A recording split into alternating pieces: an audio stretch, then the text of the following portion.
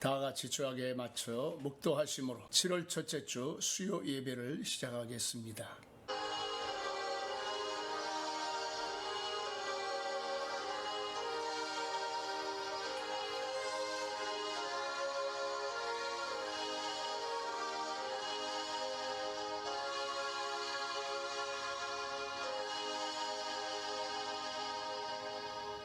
사도신경으로 신앙을 고백합니다. 전능하사 천지를 만드신 하나님 아버지를 내가 믿사오며 그 외아들 우리 주 예수 그리스도를 믿사오니 이는 성령으로 잉태하사 동정녀 마리아에게 나시고 본디오 빌라도에게 고난을 받으사 십자가에 못 박혀 죽으시고 장사한 지 사흘 만에 죽은 자 가운데서 다시 살아나시어 하늘에 오르사 전능하신 하나님 우편에 앉아 계시다가 저리로서 산 자와 죽은 자를 심판하러 오시리라. 성령을 믿사오며 거룩한 공예와 성도가 서로 교통하는 것과 죄를 사하여 주시는 것과 몸이 다시 사는 것과 영원히 사는 것을 믿사옵나이다. 아멘. 오늘 우리가 은혜 받으실 하나님의 말씀은 시편 73편 27절부터 28절까지의 말씀입니다. 무릇 주를 멀리하는 자는 망하리니 음녀같이 주를 떠난 자를 주께서 다 멸하셨나이다. 하나님께 가까이 함이 내게 복이라. 내가 주 여호와를 나의 피난처로 삼아 주의 모든 행적을 전파하리이다. 아멘. 할렐루야. 하나님의 축복이 여러분 모두에게 함께 하시기를 바랍니다. 하프타임이라는 말이 있습니다. 축구에서 전반전을 마치고 후반전을 기다리는 약 15분의 시간을 일컫는 말입니다. 이때 선수들은 휴식의 시간을 갖기도 하지만 전반전의 경기 내용을 분석하며 후반전의 경기를 어떻게 해야 될지 전략을 세우는 시간이기도 합니다. 맥주감사절은 한 해의 절반인 6달이 지나가고 남은 6달을 맞이하는 첫 주에 맥주감사 주일을 지킵니다. 축구의 하프타임과 같이 지난 6달 동안을 돌아보며 감사하고 남은 6달 동안 어떻게 하면 하나님을 잘 섬겨야 될지를 생각하고 이해의 남은 6달도 승리하는 여러분들이 되어주시기를 예수님의 이름으로 간절히 축원합니다. 많은 사람들이 신앙생활하다가 악연히 고난도 재앙도 당하지 않고 잘 먹고 잘 사는 모습을 보면서 오히려 하나님을 믿는 자녀들이 어려운 일을 당하는 것을 보면서 하나님은 살아계신가 오해를 하고 시험에 드는 일들이 종종 일어납니다. 한편으로는 그 심정을 이해할 수 없는 바는 아니지만 그러나 그럼에도 불구하고 하나님의 사람들은 결코 흔들리지 않습니다. 오히려 더욱 담대히 믿음으로 나아가 승리하는 삶을 살게 됩니다. 그러면 악인이 형통하고 의인이 고난을 당하는 혼란스러운 상황 속에서 어떻게 해야 믿음을 지키고 승리하는 삶을 살 수가 있을까요? 첫째로 하나님의 성전으로 달려나와 기도해야 됩니다. 이스라엘 백성들은 악인들이 잘 먹고 잘 사는 형통하는 모습을 보고 왜 악인은 형통하고 의인은 고난을 당하는지에 대해서 이해할 수가 없었습니다.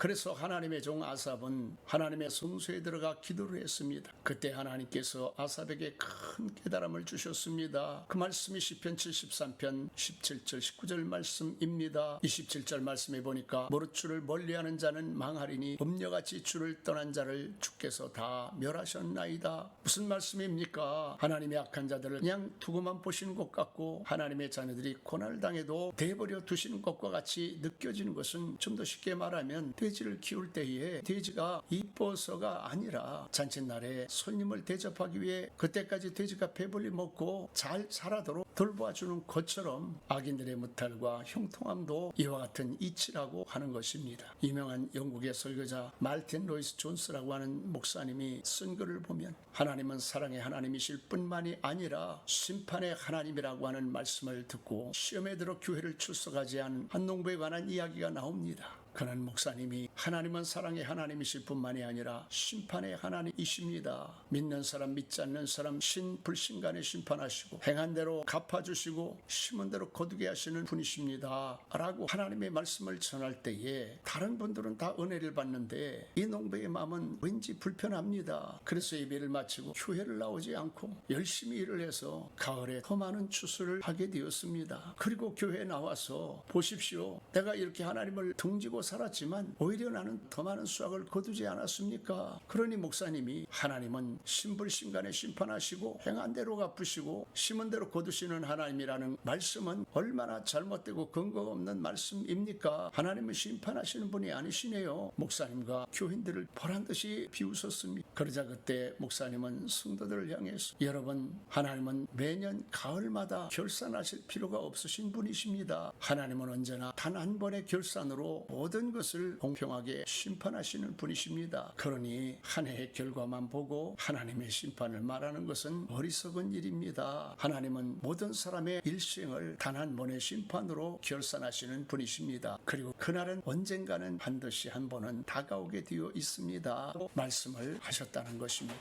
그렇습니다. 우리는 하나님은 신불신간에 행한 대로 심은 대로 거두시고 심판하시는 분이라고 하는 사실을 잊어버리지만 않으면 아무리 세상이 요동치고 힘들어도 어려운 일을 만나도 하나님만 묵묵히 바라보고 사는 사람들은 소망을 갖게 되어집니다. 그러므로 사랑하는 성도 여러분, 원망불평하는 마음을 갖고 계신 분들이 계십니까? 오늘도 하나님의 성전으로 달려나와 기도하시기 바랍니다. 하나님의 음성을 들으시기를 바랍니다. 은혜를 받으시기 바랍니다. 확실한 응답을 받고 승리하는 여러분들이 되어주시기를 예수님의 이름으로 간절히 축원합니다. 둘째로 여호와를 가까이 해야 합니다. 여러분, 하나님을 가까이 하며 사는 것이 복일까요? 아니면 하나님을 멀리하며 사는 것이 복일까요? 당연히 하나님을 가까이 하는 것이 복입니다. 그러면 우리가 어떻게 하나님을 가까이 하며 살 수가 있을까요? 하나님의 성전으로 나와야 됩니다. 마리아와 요셉이 유월절을 지키러 예루살렘에 왔다가 예수님을 잃어버리게 되었습니다. 전신만고 끝에 성전에서 예수님을 만나게 되었을 때에 예수님은 내가 내 아버지 집에 있어야 할 줄 모르셨습니까? 라고 하셨습니다. 그렇습니다. 성전은 하나님 아버지의 집입니다. 우리 주님이 계신 곳입니다. 그러므로 우리는 교회에서 하나님을 예배할 때에 그 성전에서 우리를 만나 주십니다. 그러므로 우리는 하나님의 성전을 가까이 하는 것이 아버지를 가까이 하는 것이요 복을 받는 비결인 것입니다. 그러나 사람들은 하나님을 만나기 원하면서 하나님 가까이 하기를 원하면서 하나님의 성전에 나오지를 않습니다. 그것이 시간을 낭비하는 일이요 불필요한 일이요 물질을 낭비하는 일이라고 생각을 합니다. 심지어는 크게 손해보는 일이라고 생각합니다. 그러나 그렇지 않습니다. 주께서 택하시고 가까이 오게 하사 주의 뜰에 거하신 사람은 복이 있나이다 라고 말씀하셨습니다. 시편 34편 18절에 여호와는 마음이 상한 자에게 가까이 하시고 중심에 통해하는 자를 구원하시는도다 하셨고, 나는 나를 가까이 하는 자 중에서 내 거룩함을 나타내겠고 온 백성 앞에서 내 영광을 나타내리라 말씀하셨습니다.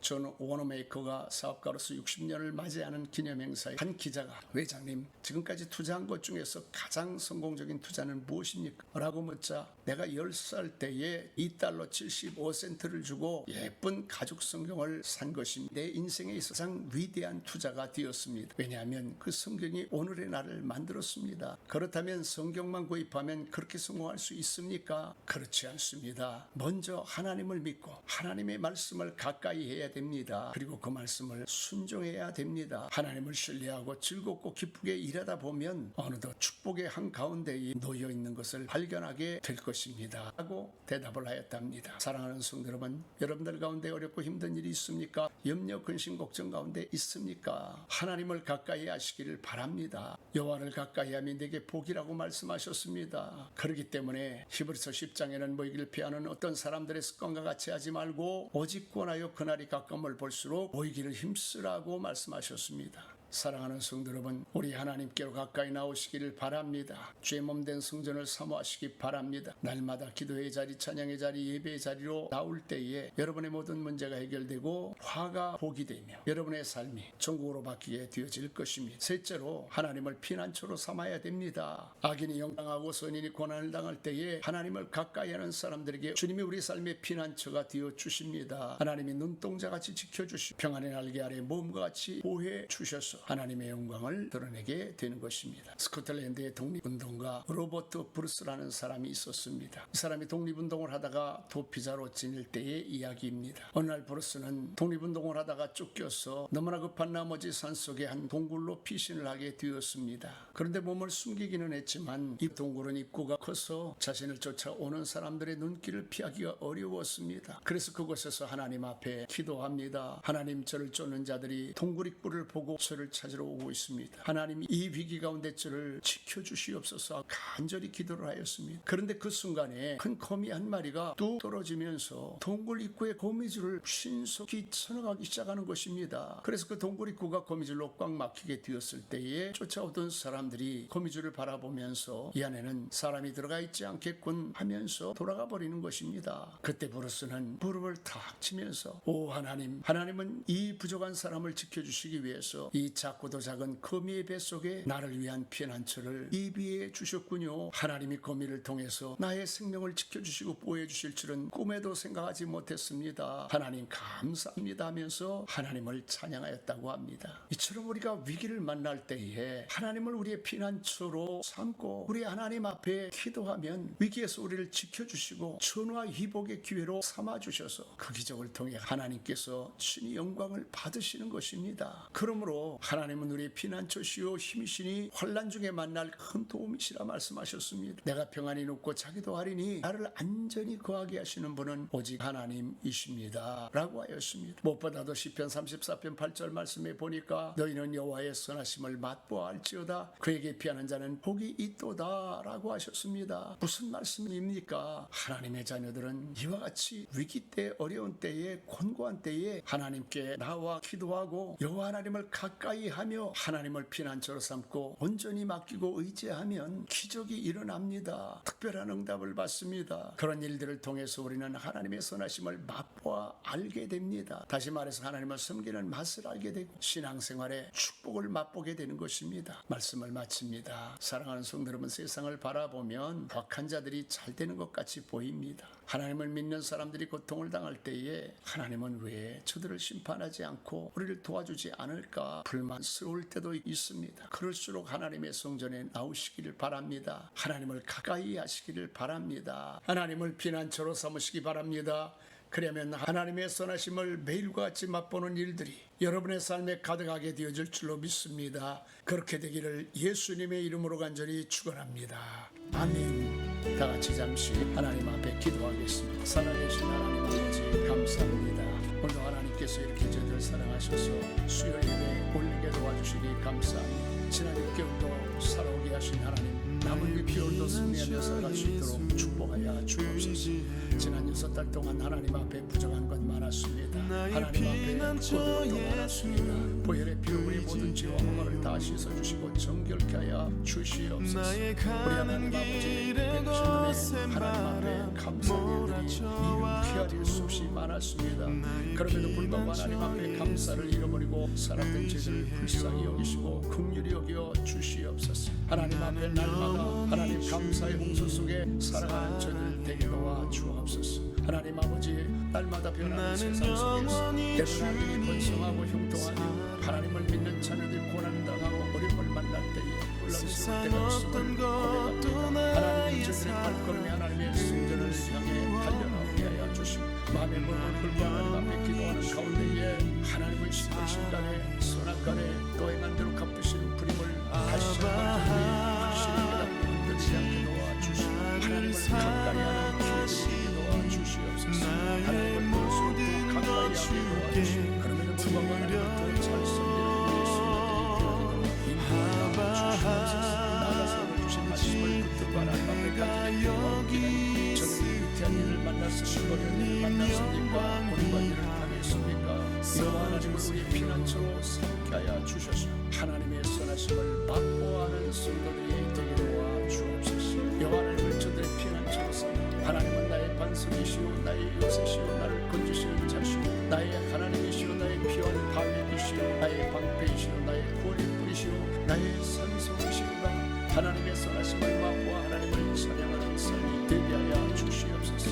하나님 남은 6달 동안 우리 사랑하는 성도의 건강을 지켜주시고 가정을 지켜주시고 또 사랑하는 자녀들을 지켜주시고 직장을 지켜주시고 기업을 지켜주시고 이민족을 지켜주시고 우리 교회를 지켜주시고 선교의 현장을 하나님 붙들어 주옵소서. 오늘 하나님 앞에 사랑을 드리며 주신 말씀을 붙들고 살아가는 저들에게 남은 6개월 동안 하나님의 축복을 맛보며 날마다 승리하며 살아가게 하여 주시옵소서.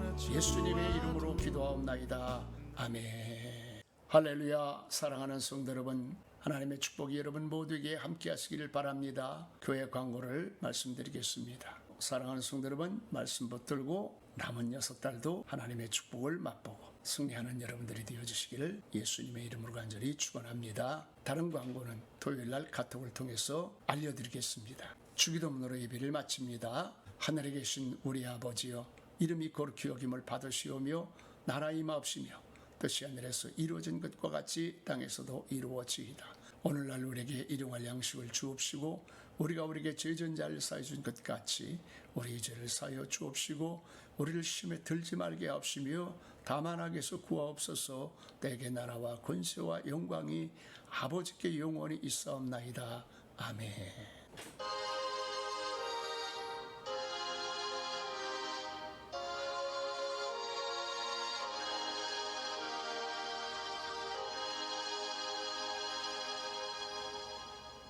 할렐루야. 하나님 여러분을 사랑하십니다. 좋은 일이 일어납니다. 주일에 뵙겠습니다.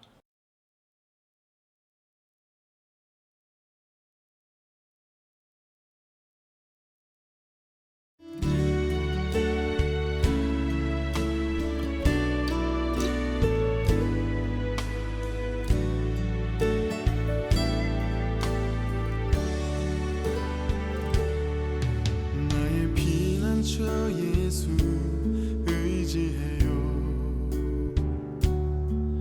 나의 피난처 예수 의지해요. 나의 가는 길에 거센 바람 몰아쳐와도 나의 피난처 예수 의지해요. 나는 영원히 주님 사랑해요. 나는 영원히 주님 사랑해요. 세상 어떤 것도 나의 사랑 끊을 수 없네. 나는 영원히 주님 사랑해요. 아바 사랑하시니 나의 모든 것 주께 드려요. 아바 아버지 내가 여기 있으니 주님 영광 위하여 써주세요.